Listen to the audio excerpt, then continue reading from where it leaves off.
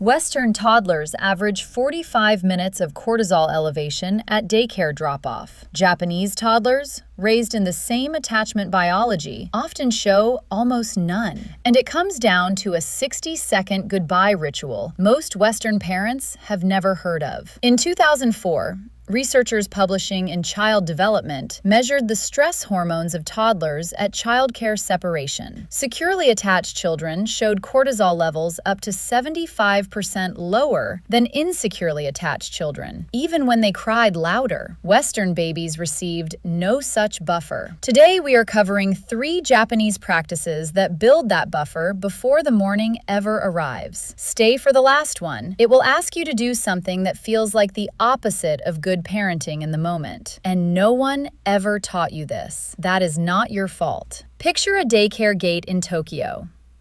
A mother kneels to eye level. She says one short phrase. She waves once. She stands. She walks. Her toddler is crying. She does not turn back. To a Western eye, it looks almost cold. To a developmental psychologist, it looks like a nervous system being protected. Here's what the research shows. The cry is not the crisis. The cortisol is.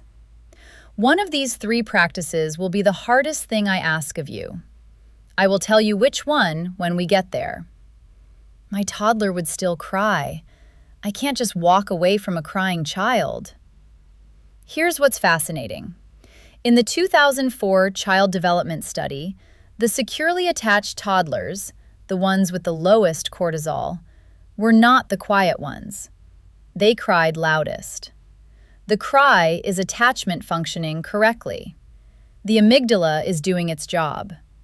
What the data showed is that secure attachment doesn't silence the alarm. It shortens it. It lowers the chemical flood that follows. Japan is not trying to stop the cry. Japan is lowering the cortisol. It starts with one word. The first word is Mie Okuri. In Japanese, this word is written with 2 characters. Mi, means to see, to witness. Okuri, means to send off, to see someone away. The character mi depicts an eye on legs, a person watching. The character okuri depicts a road and a hand in motion, the gesture of sending someone forward.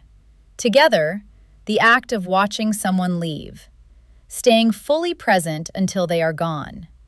You do not simply let someone go. You witness the departure. Here's what this looks like at the Hoikuen gate. The parent kneels to eye level. They complete the farewell, the same phrase, the same wave, the same duration, every single time. They stand. They walk without turning back repeatedly. The child sees the departure begin. The child sees it end. Nothing is left unresolved. The parent's back receding to the corner is the final frame, identical to yesterday. But here's the thing. Most of us do the opposite. We sneak out because we think it's kinder. We linger because we feel guilty for leaving. We say something different every morning because we are making it up as we go. That's because we are treating the crying toddler like a fire alarm, trying to silence it by returning. Japan removes the smoke. One approach is faster in the moment. One of them works. Think about that for a second.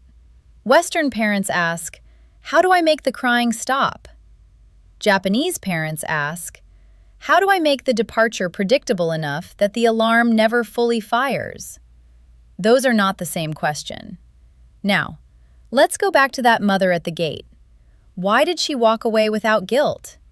Not because she felt nothing, because her child's nervous system had been calibrated, from birth, to treat her return as certain. That calibration is called Amae. Amae, is sometimes translated as indulgent dependence, but that translation misses it. Amae is the deep relational trust a child builds when their needs are answered, consistently, from the very beginning. It is not spoiling. It is the opposite of spoiling. It is the slow accumulation of proof that the world responds to them.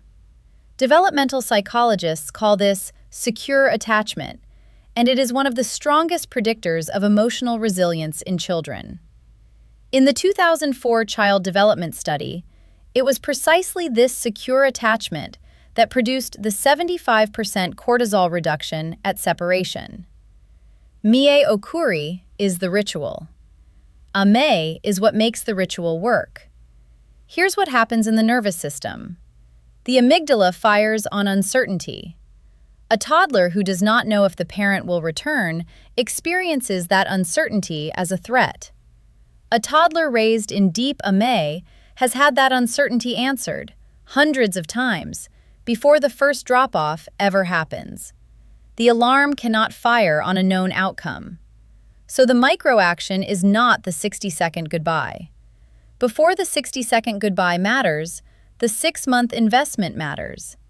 Answer the cry. Always.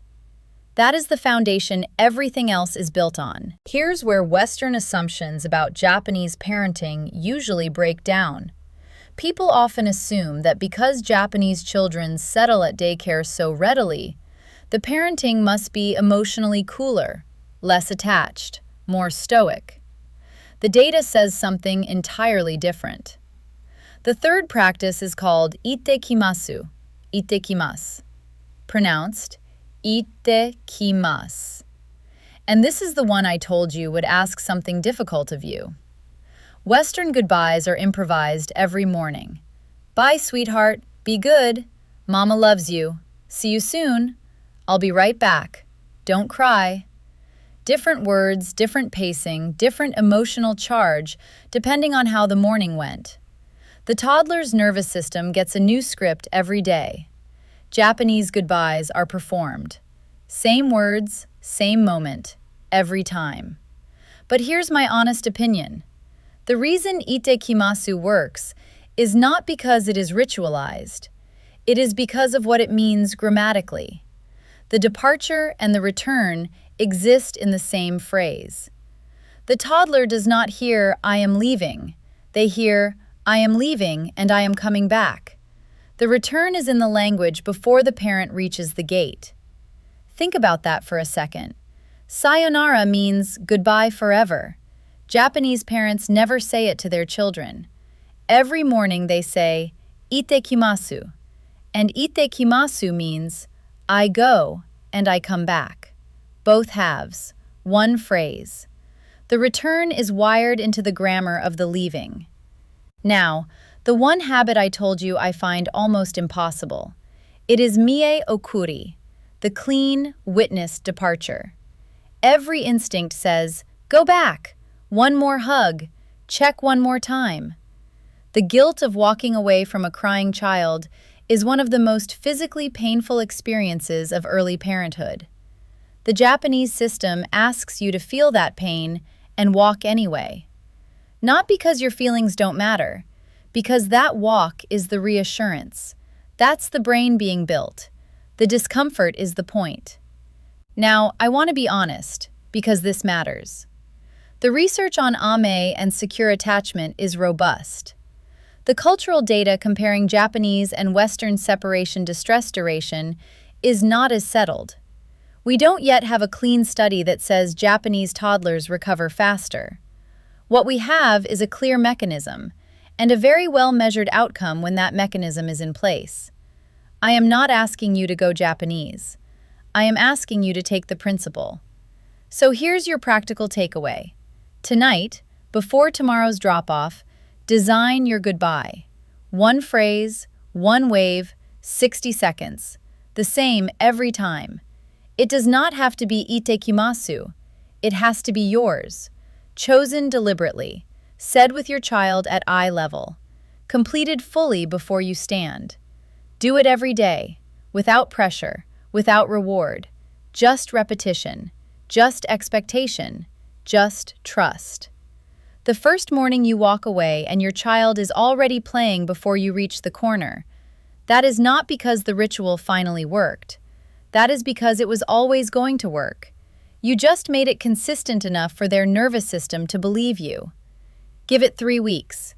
Watch who your child starts to become. 3 words, 3 practices, 3 things worth carrying. Mie Okuri, witness the leaving. Amae, answer the need.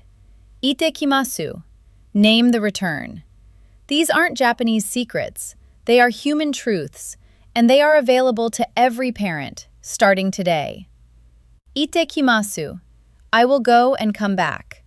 2 words, every morning, at eye level, the same.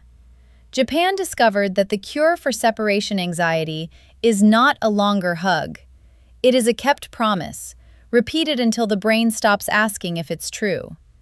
If this video gave you something to think about, share it with another parent who needs to hear it. And if you want more on baby psychology and the research most parenting books never mention, subscribe. There is a lot more coming. See you in the next one!